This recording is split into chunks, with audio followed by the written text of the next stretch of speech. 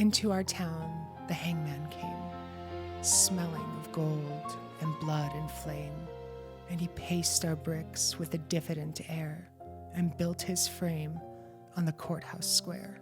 The scaffold stood by the courthouse side, only as wide as the door was wide, a frame as tall or little more than the capping sill of the courthouse door.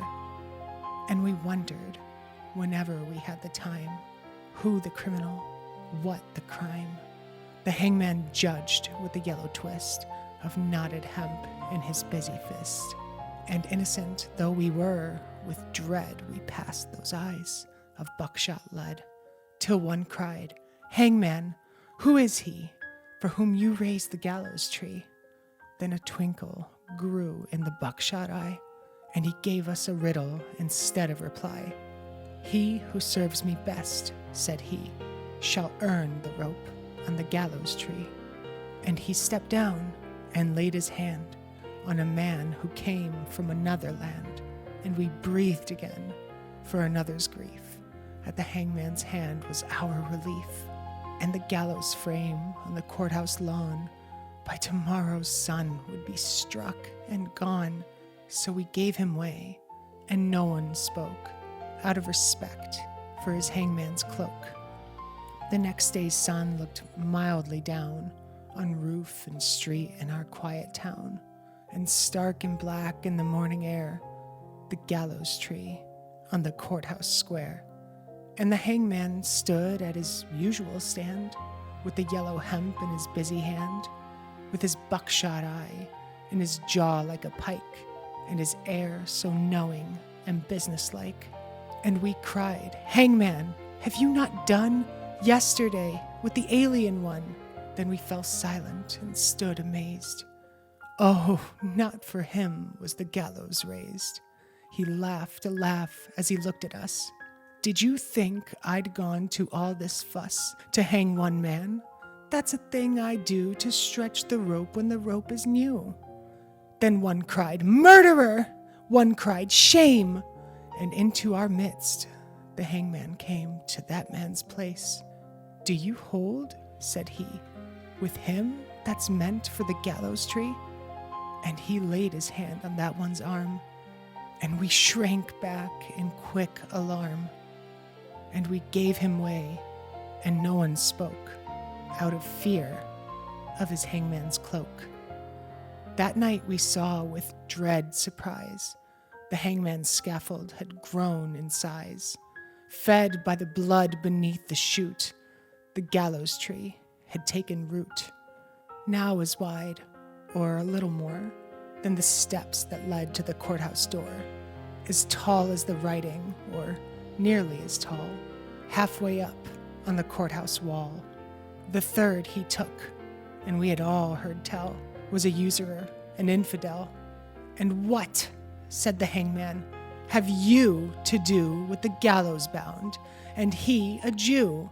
And we cried out, "Is this one he who has served you well and faithfully?"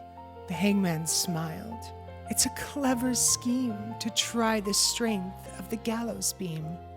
The fourth man's dark, accusing song had scratched out comfort hard and long. "And what concern," he gave us back, "have you for the doomed in black?" The fifth, the sixth, and we cried again, "Hangman, hangman, is this the man?" "It's a trick," he said, "that we hangmen know, for easing the trap when the trap springs slow." And so we ceased and asked no more, as the hangman tallied his bloody score. And sun by sun and night by night, the gallows grew to monstrous height. The wings of the scaffold opened wide, till they covered the square from side to side. And the monster crossbeam looking down cast its shadow across the town. Then through the town the hangman came, and called in the empty streets my name. And I looked at the gallows soaring tall and thought, there is no one left at all for hanging. And so he calls to me to help him pull down the gallows tree. And I went out with right good hope, to the hangman's tree and the hangman's rope.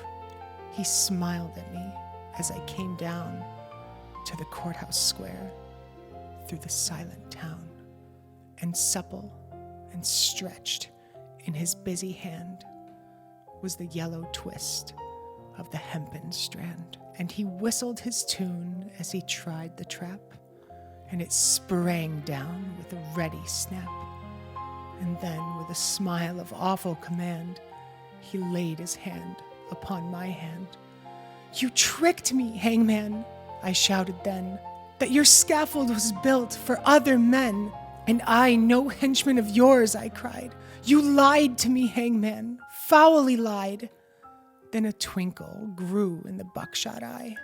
"Lied to you? Tricked you?" he said. "Not I. For I answered straight, and I told you true. The scaffold was raised for none but you. For who has served me more faithfully than you with your coward's hope?" said he.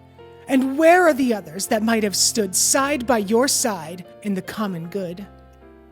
"Dead," I whispered, and amiably. "Murdered," the hangman corrected me. "First the alien, then the Jew. I did no more than you let me do. Beneath the beam that blocked the sky, none had stood so alone as I." And the hangman strapped me, and no voice there cried, "Stay!" for me in the empty square.